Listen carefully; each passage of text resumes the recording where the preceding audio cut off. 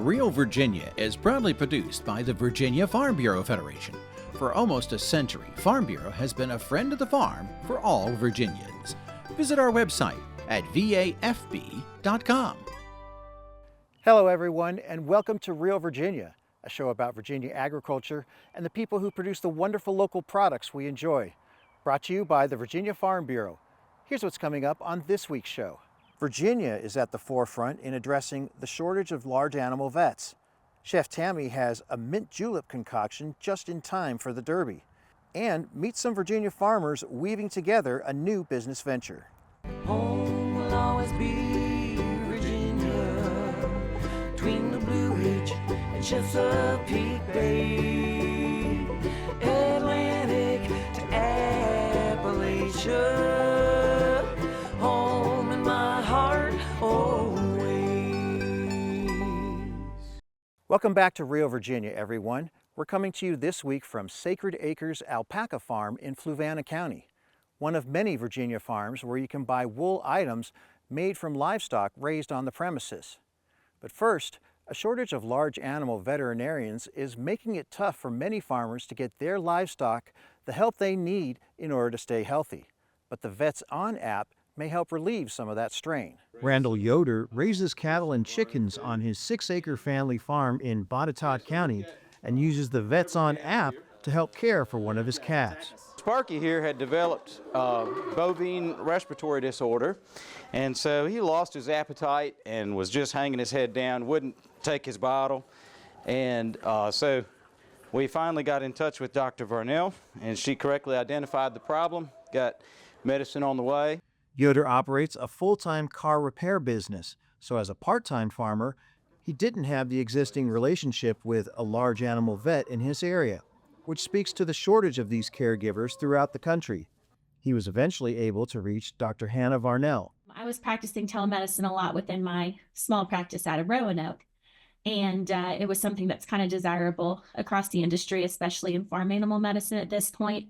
We have fewer veterinarians. We're covering larger geographic areas. So it's a way to enhance or expand access to veterinary care for farm animals. Designed to let large animal vets do telemedicine that's more than just a photo or a video, the Vets On app can be downloaded from the Apple and Google app stores. Through the interface, livestock owners can connect with dispensaries so that if the vet determines that medication is needed, that medicine can be ordered and sent through the mail. Users can book a visit with a large animal vet, and there's also places on the app for notes and invoices. The veterinary practice is happy. They get paid for selling that medication, but they don't have to have the inventory. The distributor's happy because, they're supporting their veterinary practice that they worked with and who's their client. And of course, the farmer should be happy because they didn't have to drive to pick up and get it and save time and money. Yates is the son of a large animal veterinarian in Canada and was inspired to create the Vets On app during the pandemic as a way to expand telemedicine options. Everybody, because of COVID, was used to doing things over video. Why couldn't we do telemedicine and also find ways to be able to ship the medication to them rather than the clients having to come down and get it?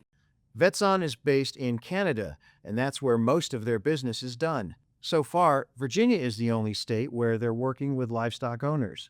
Dr. Varnell was based out of the Ironsides veterinary practice in Roanoke, where she developed many clients in the area. She's now relocated to Arizona, but still works with her Virginia clients using the app. Virginia is, and our state veterinarian is very open to the idea of telemedicine as a way to expand access and alleviate those veterinary shortages. So some of it is geographic, meaning there's just clients and farm animal owners that do not have a veterinarian nearby.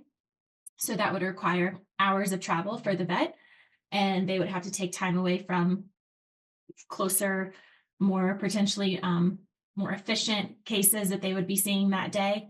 So that's a limitation. Another limitation or a way to alleviate is just not everything warrants a farm call. So sometimes veterinary services can be provided remotely for the right case and the right circumstances.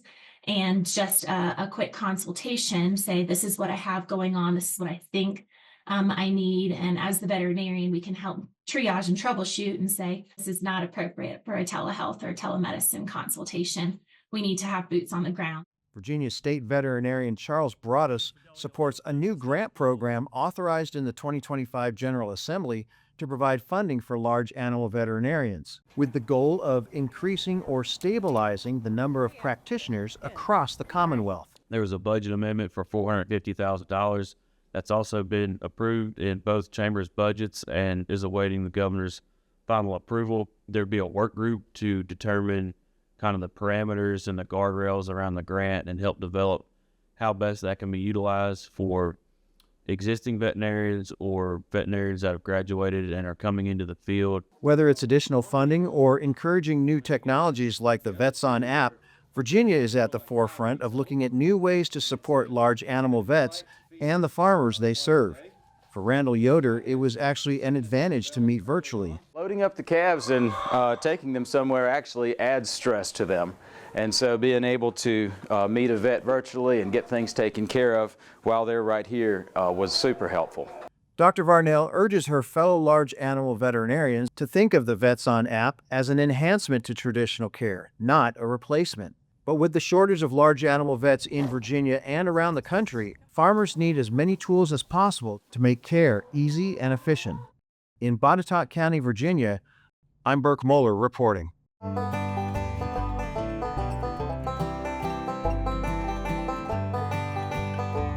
For years, there's been a shortage of veterinarians who focus on treating large animals like livestock and horses. These dedicated specialists graduate from a rigorous education program that's just as intensive as those for human doctors, and they generally carry a large amount of student debt. But companion animal veterinarians usually earn more income treating pets in an office than large animal specialists who have to travel from farm to farm.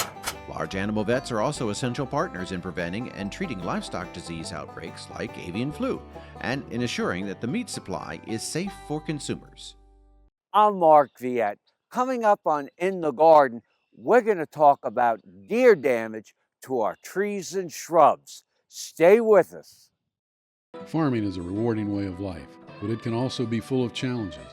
If you or someone you know is struggling, call or text the AgriStress helpline at 833-897-2473. It offers 24/7 access to professionals who can support someone in need and help find mental health services in your community.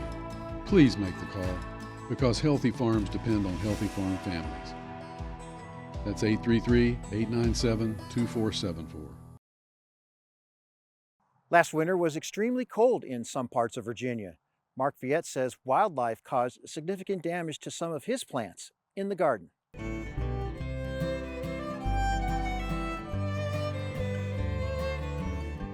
This is one of my favorite trees. It's known as the Nordman fir. And I like it because I can use it for decorating, making beautiful branches. You can make wreaths out of it. But I noticed this year we had quite a bit of cold weather and quite a bit of snow. And the snow stayed on the ground for quite some time. So when I came out, I started looking at this tree, and all the lower branches are pruned. And most of the foliage, if you look up here, the foliage is just beautiful. The deer came in, and not really tall deer. We have a herd. One of the herds is 5 or 6 deer, and fed on all of the lower branches. Now, I really don't need to prune, but I might take my shears. If I notice some branches are not going to survive, I will come in and remove that branch. And there are some other trees that deer really love. When I was sitting with my dad the other evening, he said to me, "Mark, I need you to look at our ewes. We have a new disease, or something's really wrong with them." And so I came out the next day and I looked at which this is the normal look of the ewe. So this plant behind me here would be covered with like 50 or 100 branches looking like this, not looking like this. So when I looked at it, I looked at the ends of the cuts. They were kind of not cuts that are made with the shears or a knife, not a clean cut. And I said, this is deer damage. And for some of you that may know, yews, and especially the red berries, can be highly toxic, and the foliage. In fact, I read somewhere that elk were starving somewhere and they fed on yews and they died. But I guess these deer that we have fed a little bit every day. So what I'd recommend is you come in and you just tip back some of these branches, maybe just like this. You can just come in and tip them back, and this is going to come back with beautiful growth during the summer. And you might just want to feed it a little bit with a little fertilizer, and it's going to come back with beautiful foliage just like this. One of my favorite evergreen trees, it keeps its foliage throughout the year, is euonymus, and the variety is known as Manhattan. And look how nice this branch is here. Beautiful branch. As I walked by the other day, I looked at the lower part of this, I guess, small shrub, and the deer have fed upon the low as high as they could reach. And when I watch them, there's a couple little fawns and there's 2 big does, and they have completely fed on the foliage. I don't really have to prune it. They did the pruning for me. Join me next time in the garden. Email your garden questions to viet@viet.com. Hi, I'm Chef Tammy Brawley from the Green Kitchen. Coming up, hot brown sandwiches and mint juleps. We hope you'll stay with us. Every year, 500 people in the United States die in an all-terrain vehicle-related accident, and another 1,000 people are seriously injured. Sadly, many of those victims are children. Simple rules for ATV safety are: 1, wear a helmet. Have to wear a helmet. The other one is being able to control your speed. All of these relate together. Knowing your terrain and especially avoiding steep slopes. Steep slopes are the leading cause of overturns. This message brought to you by the Virginia Farm Bureau Safety Advisory Committee. They say the Kentucky Derby is the most exciting 2 minutes in sports. Chef Tammy Brawley has a mint julep recipe you'll want to savor long after the race is over. From the heart of the home.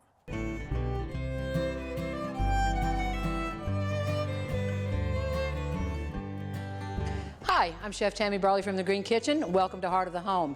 Today we are going to do a delicious and very popular sandwich, basically served during the derbies that go on with the horse races, and they are called hot brown sandwiches. These were actually developed, however, during Prohibition, when the late night parties would take place and people had a bit to drink and they needed something to kind of soak up all that alcohol.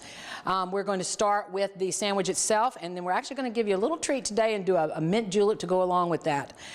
You want a Texas toast with this particular sandwich.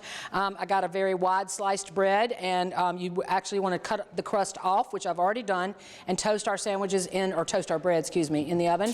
Got a little non-stick spray on a sheet tray here. I'm going to place the bread there. These sandwiches are very hearty. I love these. They're delicious as well. While that is resting, we're going to go ahead and start the sauce. This is kind of a Mornay sauce, which we start with butter in the pan that we've already melted. We're going to add 2 ounces of flour. This is basically the start of any roux, any gravy that you ever make. You have flour and fat. In this case, it's butter. We're stirring that flour around in the hot butter. I've got my heat on somewhat of a low temperature. And now we're going to come back and we're going to add 2 cups of heavy cream. I like to add it gradually. I also kind of like to have my cream at room temperature. It tends to dissolve a little bit quicker than putting cold cream in with the fat. It's going to continue to thicken up. It's going to take a couple of minutes. You're trying to get it nice and smooth.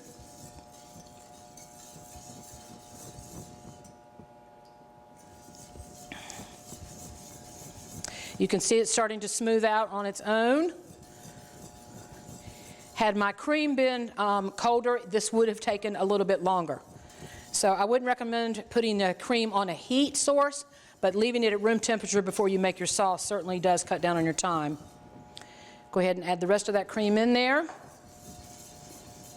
And now we're going to hit it with about a half a cup of grated Parmesan Romano. Plain Parmesan is totally fine as well. I think the addition of the other cheeses does give it a little bit more depth.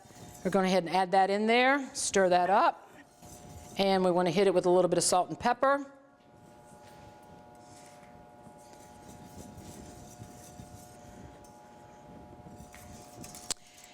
And then just a little bit more of a flavor profile here. I like to add a pinch of ground nutmeg.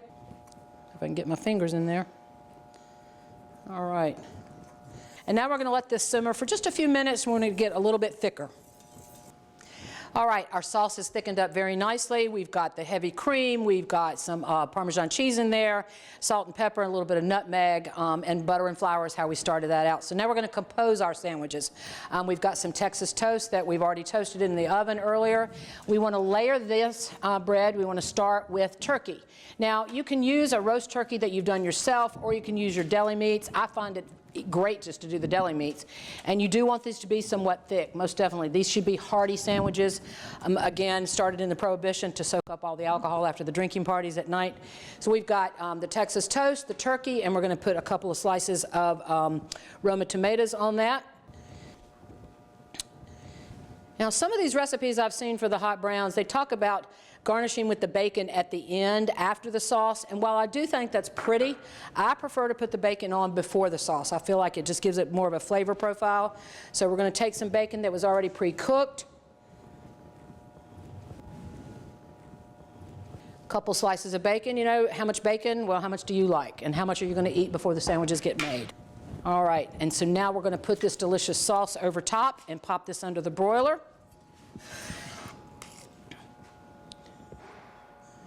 It's an open-faced sandwich to be served this way, and after it broils, what's going to happen is that cheese is going to have melted, and it should turn a nice little caramelized brown on top.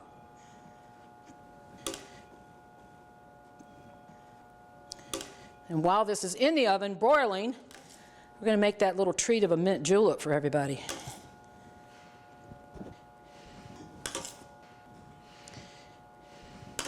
And you'll have more than enough sauce, so don't feel don't be stingy with it. All right, we want to actually garnish this now with a little bit of smoked paprika. All right, and chopped parsley there. Nice little pretty green, brightens that right up. And a little extra Parmesan cheese. God, this looks delicious. It hasn't even broiled yet. All right, we're going to pop this under the broiler. All right, we're going to come back over here for our lovely little treat of a mint julep. One of the main things that you want to start with is the famous mint julep cup. This is your standard julep cup. It's a stainless steel cup, and you want to actually start out by doing some muddling of a simple syrup and some mint leaves. Mint is very, it's grown everywhere, and it will take over your garden if you have it yourself, but it's certainly grown in Virginia. Got some beautiful leaves here. We're going to actually put the mint leaves in the bottom of the cup. And we have a little simple syrup. Simple syrup is equal parts sugar and water. Bring it to a boil on your stove, let it cool off, and you can use it in cocktails, desserts, really just about anything. We only want about a ½ an ounce because we're only making the one drink. So we want to pour that in over top of the mint leaves, and you want to muddle those together. You know, for the longest time, I was a bartender in my a previous life, and for the longest time, I used a muddle the wrong way. It looks like you would do it this way and put the fat in like a baseball bat, but it's actually the other way. You want to hold it and just get that mashed in there together with the simple syrup.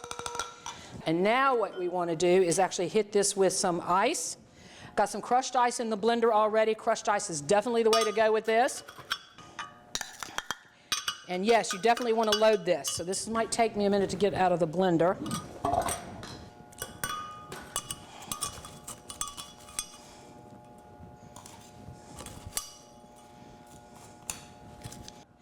And now we want to hit it with some gorgeous Virginia bourbons. We've got some lovely craft distilleries in Virginia now making these bourbons. one of my favorite drinks, right over top of that ice. I'm going to stir that up a little bit. Your ice is going to melt fairly quickly. That's why you really do want a full glass. Nice frosted glass as well. Come back with some more ice. You actually do want to top this glass, almost like a snow cone.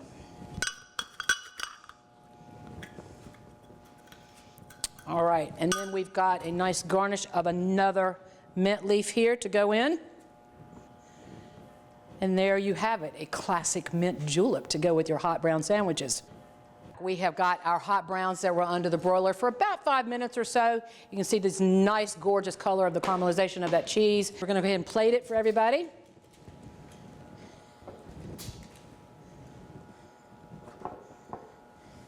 And there you have it, famous hot brown sandwiches made famous during the Prohibition.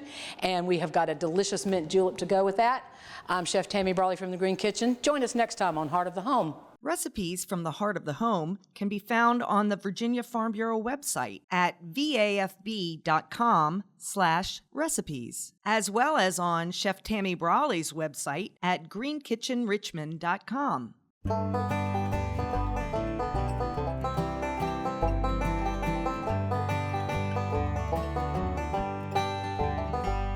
Virginia's horse industry is both a tie to the Old Dominion's rich agricultural heritage and a valuable part of the state's current farm economy. Horses were essential for colonial Virginia as farm animals, for the military, and for transportation everywhere. As of 2022, there were more than 55,000 head of horses and ponies on 8,128 Virginia farms. Most are used for pleasure riding, but there are also thoroughbred horse breeding operations. And the Virginia Derby, a qualifying race for the Kentucky Derby, was held in 2025 in New Kent County with a purse of $500,000. Wool isn't just for winter. Elijah Griles reports that some Virginia sheep farmers are creating new markets by taking their fleeces from farm to fashion. As spring arrives, fluffy Virginia sheep are ready for their spring shearing. Locally produced wool is in high demand, and these Virginia farmers are excited to connect their sheep's coats to consumers' closets. When I see this shirt, I actually see Kevin the sheep shearer and David at the spinnery and Rabbit who wove the fabric and Pauline who sewed it in. And I see a whole family represented by what each shirt brings to it, not counting the sheep that were born and raised here. Franny Cansteiner runs Gumtree Farm in Loudoun County and says her current farm-to-fashion business had humble beginnings. When we had children, we got a few sheep from a neighbor, gave us a trio of sheep.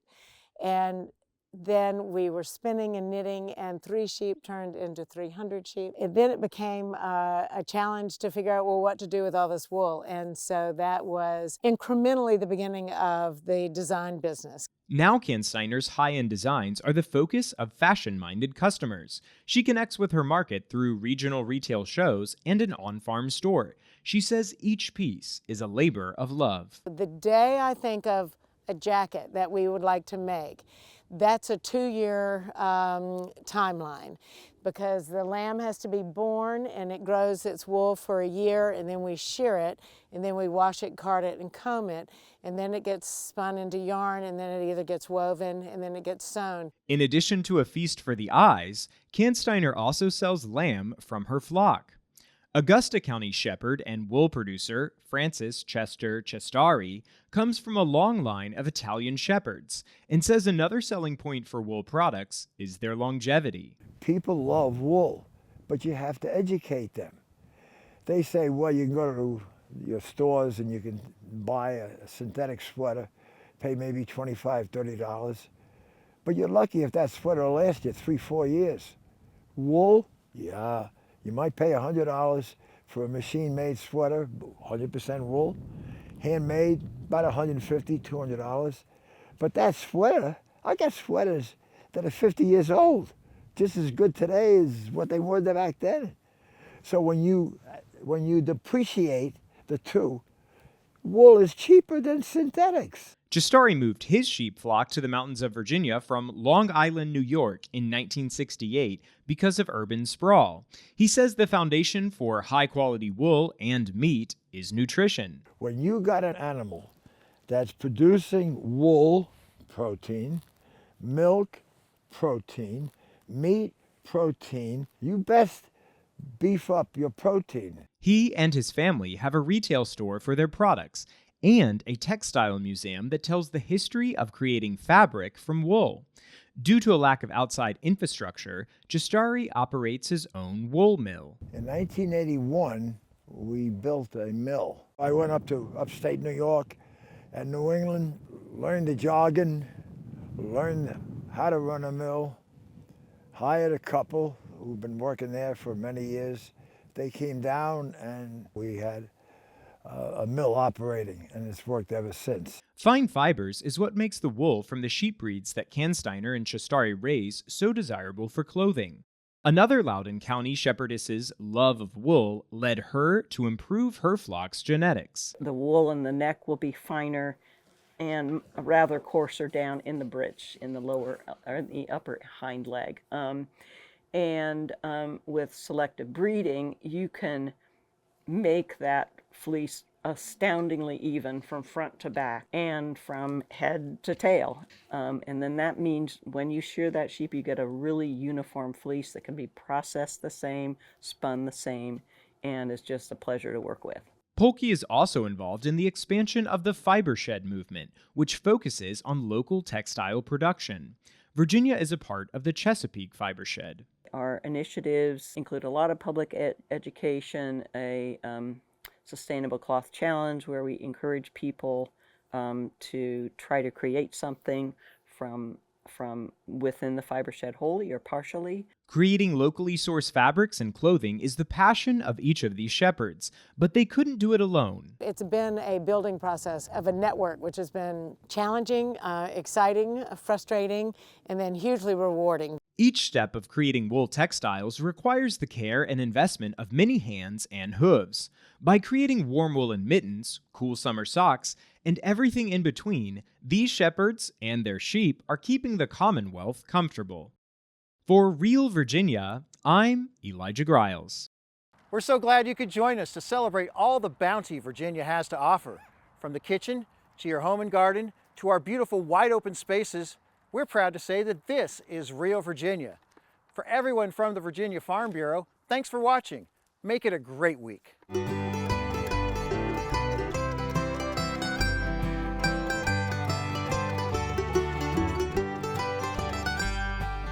Home will always be Virginia, between the Blue Ridge and Chesapeake Bay, Atlantic to Appalachia,